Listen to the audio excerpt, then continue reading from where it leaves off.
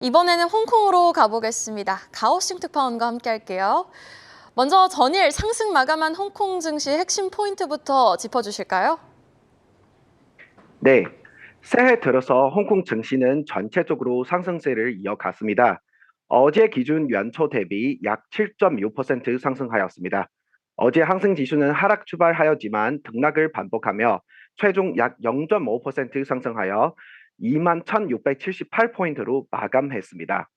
거래 대금은 1,228억 홍콩 달러로 최근 평균치와 비슷합니다. 중국 정부가 추가로 게임 판도를 승인해준 소식에 게임주들이 일제히 상승하였습니다. 특히 네트이즈가 6.5% 상승하였습니다. 그리고 방역 정책 완화로 에너지 소비 증가에 대한 기대 심리에 석유화학과 전력회사 종목들이 크게 상승하였습니다. 페트로차이나와 시노팩이 각각 6%씩 상승했습니다. 최근 마카오의 호텔들이 대부분 만시를 기록하며 코로나 기간 해고된 직원들을 다시 채용한다는 소식이 전해지면서 마카오 카지노주들이 상승세를 이어가며 18개월 전의 고점에 다시 도전하고 있습니다. 그리고 최근 테슬라의 가격 인하로 중국 로컬 기업들도 줄줄이 따라 가격을 인하하기 시작했습니다. 전기 자동차 시장의 경쟁이 더욱 치열해질 것으로 예상이 되면서 BYD 이외의 전기 자동차 종목들은 일제히 하락하였습니다. 마지막으로 최근 3개월간 100% 이상 상승한 에듀케이션 교육주들이 예상을 하회한 실적을 발표한 후 대폭 하락하였습니다. 네, 마카오 호텔이 그렇게 지금 요즘 가기 힘들군요. 또 전기차 관련해서는 중국 전기차 시장도 가격 인하 경쟁에 나섰다라는 소식 잘 들어봤습니다. 자, 그런데 홍콩 증시 어제뿐만이 아니었습니다. 지난 2년간 최악의 성적표를 기록했던 홍콩 증시가 새해 들어서 글로벌 증시의 수익률 1위를 달리고 있는데 앞으로 이 분위기 계속 이어질까요? 현지에서는 어떤 전망 나오고 있습니까? 네, 말씀하신 것처럼 항생 지수는 저점인 작년 10월 말에 비하면 50% 상승했습니다. 여기서 8%더 상승하면 22년 연초 수준까지 회복이 됩니다.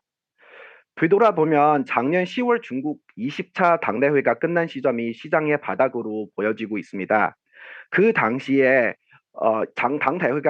당대회의 결과에 대한 불만이 있던 일부 투자자들이 보유한 주식을 단기간에 매도하였기 때문에 시장이 크게 하락하였습니다.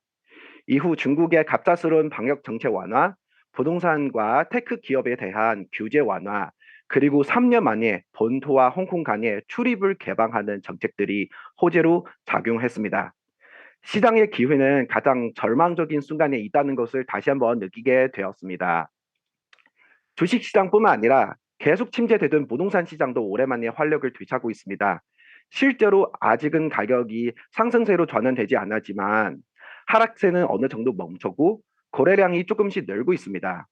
본토 투자자들이 선호하는 지역에서는 매도자가 가격을 올리거나 매물을 철회하는 경우도 있다고 부동산 중개업자들이 전해주고 있습니다. 다만 현재 투자자의 심리는 양쪽으로 갈라진 상황입니다.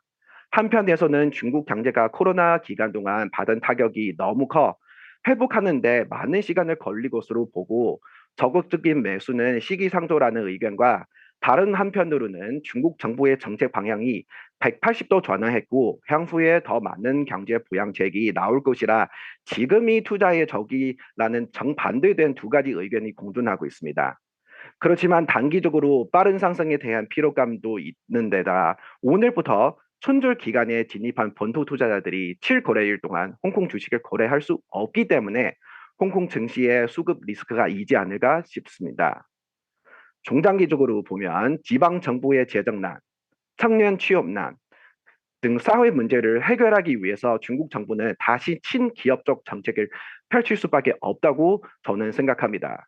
그리고 미국의 금리 인상 속도가 늦춰지면서 달러 강세가 둔화되면 시중 홍콩 달러의 유동성이 보다 풍부해질 수 있습니다. 따라서 시장에 예전처럼 투자 여유 자금이 풍부한 상황은 아니지만 연속적인 정책 호재로 인해 23년의 홍콩 증시는 22년보다 훨씬 활기찰 것으로 생각합니다. 개인적으로는 정책 수혜를 가장 많이 받을 테크, 소비, 여행, 교육 등 섹터를 좋게 보고 있습니다. 홍콩에서 까오싱이었습니다. 감사합니다.